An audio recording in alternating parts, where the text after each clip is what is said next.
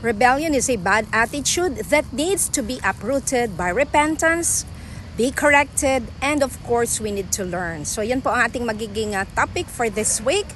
Obey or rebel? Admit it or not, every human heart has the seed of rebellion germinating within. And when we believe someone is not respecting our rights, we tend to rebel.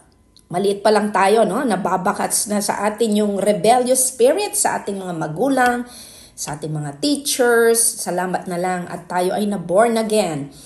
So what is the meaning of rebellion in the biblical dictionary? Rebellion is opposition to authority and always begins in the heart.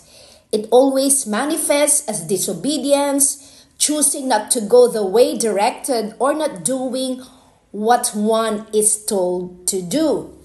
Rebellious human nature rejects authority, desiring freedom from any restrictions and accountability. With an arrogant attitude, ito yung sinasabi ng marami, I don't need rules or I don't need anyone telling me what to do. I'll do things on my own way. Number one example na naging rebelde, walang iba kundi si Satan. He rebelled against God.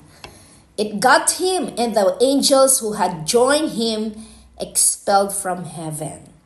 And then pinpersuade Satan si Adam and Eve, and they rebelled against God's command. So simula nung fall ni Adam and Eve, winawarningan tayo ng salita ng Diyos na wag nating inorish. Kung may nakikita tayo na sign of rebellion sa ating mga buhay, let us not nourish it. Let us repent right away and let's get rid of any sign. Ilang mga signs that point to a spirit of rebellion. One is bitterness, envy, jealousy, stubbornness, yung bang tinuturuan ka na hindi ka pa rin marunong makinig, unteachable, undisciplined living, and argumentation. Yung bang instead na sumunod ka na lang, magpasakop ka, ay nakikipag-argue ka pa. First truth I would like to impart to you is God has established a chain of command, and rebellion against His ordained order is a sin. So in the Bible, we are instructed to submit ourselves to the governing authorities as long as those authorities do not require us to disobey the authority of God. Sabi nga ng salita ng Diyos in Romans chapter 13 verses 2 and 5, everyone must obey state authorities because no authority exists without God's permission. And the existing authorities have been put there by God. So whoever opposes the existing authority opposes what God has ordered, and anyone who does so will bring judgment on himself. For this reason, you must obey the authorities, not just because of God's punishment, but also as a matter of conscience. Sabi nga ni Peter and the apostles, Peter and other apostles answered, we must obey God and not men. Acts chapter 5 verse 29. Second truth, rebelling against God has high price tag. Napakamahal ng price tag ng pagre-rebel din natin sa Panginoon. And makikita natin ito sa buhay ni King Saul dahil siya partially he carried out God's specific direction to totally destroy the Amalekites. Imbes na complete obedience, partial lang po ang kanyang ginawang pagsunod.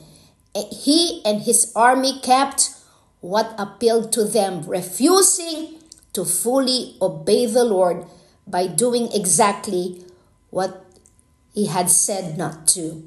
So, may strong warning sa atin ang salita ng Panginoon that rebellion is like the sin of witchcraft. So, let us do what is right. Amen? Sabi nga ng salita ng Diyos, mas gusto ng Panginoon ang obedience kesa tayo ay mag-offer ng sacrifices sa Kanya. So may option tayo. Are we to obey or rebel? Susunod ba tayo? Number 3 truth, total obedience is required to experience the blessings of God. Throughout the Bible, makikita natin, ipinag-utos ng Panginoon to the nation of Israel that if they fully obey the Lord, then blessings will overtake them. You see, there is no success outside God's will, so don't try and do things your way, which in effect is hardening your heart and fight against God as the Israelites did. Sabi nga ng salita ng Diyos, be careful then and do not refuse to hear him who speaks. Those who refused to hear the one who gave the divine message on earth did not escape. How much less shall we escape then if we turn away from the one who speaks from heaven? Hebrews chapter 12, verse 25. So the Lord is giving us today a choice between blessing and a curse. A blessing if we obey the commands of the Lord our God that He is giving us today, but a curse if we disobey these commands and turn away to worship other gods that you have never worshipped before. Deuteronomy chapter 11, 26 to 28. And finally, do what is right and fair, that pleases the Lord more than bringing Him sacrifices. Will you obey or rebel? I hope and pray we will all obey, so we will experience the fullness of God's blessing. God bless everyone.